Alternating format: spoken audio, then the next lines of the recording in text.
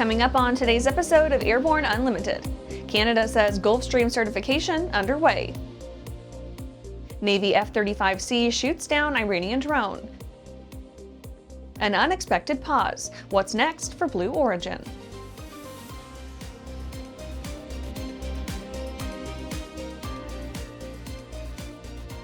Welcome to Airborne Unlimited. I'm your host, Holland Lee. Let's get into today's stories. Canada says Gulfstream certification underway. Canada says they are actively working to certify the Gulfstream jets that President Trump complained about, while threatening to impose a 50% tariff on aircraft from Canada and to not certify new Canadian planes. Canadian Industry Minister Melanie Joly said, quote, "It is our understanding that the certification process is well underway and that the certification demands were absolutely recent. The approval process is something we don't politicize," end quote. Stephen McKinnon, Canada's Minister of Transport, said Friday he had spoken with executives from General Dynamics and Canadian plane maker Bombardier, and that officials from his department are in touch with U.S. regulators. Quote, "Our government is actively working on the situation," end quote. David Chartrand, Canadian General Vice President for the International Association of Machinists and Aerospace Workers, said, quote, "Aircraft certification must remain independent and grounded in safety, not politics. Politically motivated decertification would create instability, threaten thousands of jobs on both sides of the border, and undermine the integrity of the aviation system we all depend on," end quote. The spat raised alarms on both sides of the border and reverberated within the aviation industry around the world. Analysts and industry experts warned that the certification or regulatory approval of planes is supposed to be based on safety, not for political or economic reasons. After the break, Norway completes successful electric aviation test. The next evolution of the TBM family has arrived, the TBM 980. Featuring the Garmin G3000 Prime avionics, the TBM 980 delivers next-level intuitive control and cockpit intelligence. At its core is a Pratt & Whitney Canada PT6E 66XT engine and 5-blade Hartzell composite propeller, managed by a fully digital FADEX system for smooth, precise power. Fly differently. Fly the TBM 980.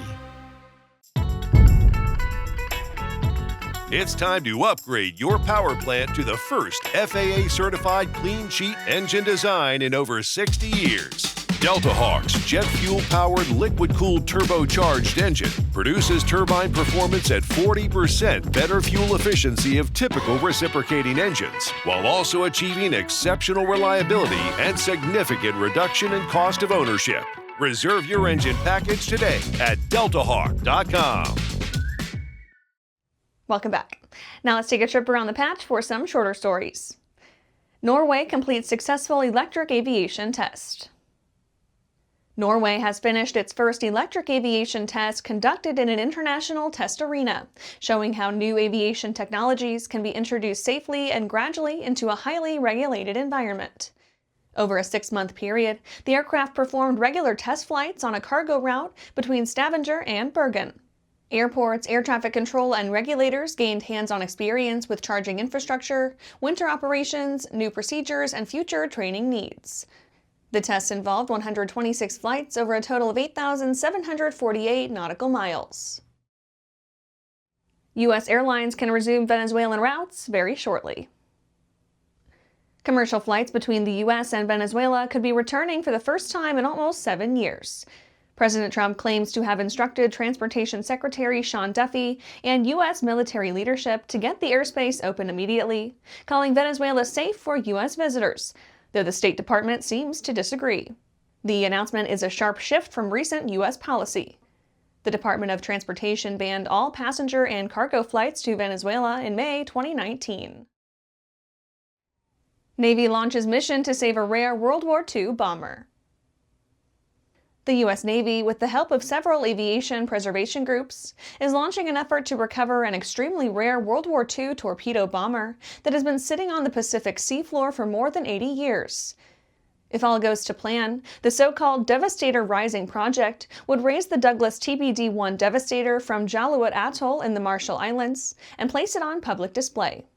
The TBD-1 Devastator was the U.S. Navy's first all-metal, carrier-based torpedo bomber. Of the 129 built, not a single one has survived in museums or private collections. New CAP Wing Commander in Missouri. The Civil Air Patrol has named Lieutenant Colonel Michael R. Totebush as the new Missouri Wing Commander, succeeding Colonel Jennifer Smith, who has led Missouri operations since March 2023. Totebush brings extensive experience to the position. Since March 2022, he has served as the Wing's Chief of Staff for missions, overseeing operational readiness and coordination. From January 2018 through May 2022, he led youth leadership initiatives as Director of Cadet Programs. His service also extends nationally through roles as an instructor at CAP Volunteer University. That's it for today's trip around the patch. Let's get back to the rest of the news. Navy F-35C shoots down Iranian drone. The U.S. military on Tuesday shot down an Iranian drone that aggressively approached the USS Abraham Lincoln aircraft carrier in the Arabian Sea in the northwest part of the Indian Ocean. The Iranian Shahed-139 drone was flying toward the carrier, quote, with unclear intent, and was shot down by an F-35 U.S. fighter jet, according to the U.S. military. Navy Captain Tim Hawkins said, quote, an F-35C fighter jet from Abraham Lincoln shot down the Iranian drone in self-defense and to protect the aircraft carrier and personnel on board, end quote. The USS Abraham Lincoln was transiting the Arabian Sea approximately 500 miles from Iran's southern coast. In a separate incident on Tuesday in the Strait of Hormuz, just hours after the drone's shoot-down, Iran's Islamic Revolutionary Guard Corps forces harassed a U.S.-flagged U.S. crewed merchant vessel, according to the U.S. military. Hawkins said, quote, 2 IRGC boats and an Iranian Mohajer drone approached MV Stana Imperative at high speeds and threatened to board and seize the tanker, end quote. Hawkins said a U.S. Navy warship, the McFall, was operating in the area and escorted the Stena Imperative. Quote, the situation de-escalated as a result, and the U.S.-flagged tanker is proceeding safely, end quote. After these messages, an unexpected pause. What's next for Blue Origin? Looking for a new generation of proven and efficient aviation power plants that boast modern engineering, electronic ignition, and both direct and gear drive systems? With 100 horsepower to 240 horsepower, the Skyline and Redline engines offer uncommon value in an overpriced industry. Whether you are looking for fixed wing or rotor, MW Americas has been established to service the American market with dedication and expertise. MWFlyAmericas.com.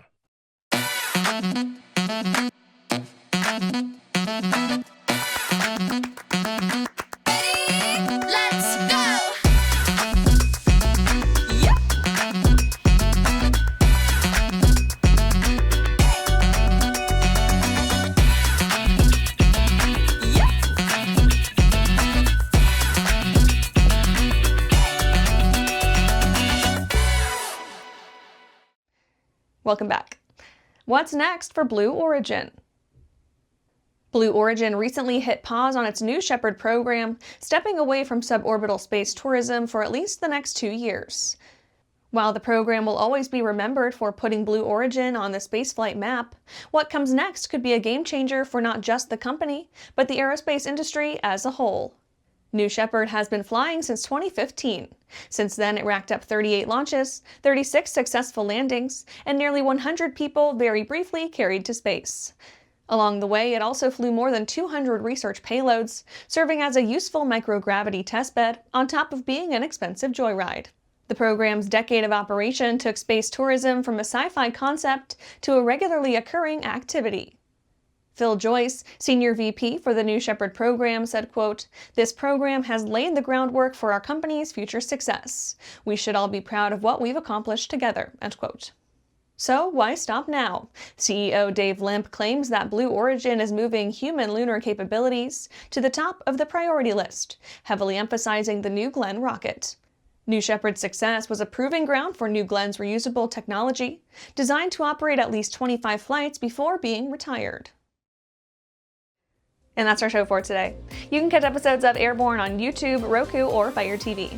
Just search for Aero-News or Airborne. And don't forget to follow us on social media. Thanks for watching.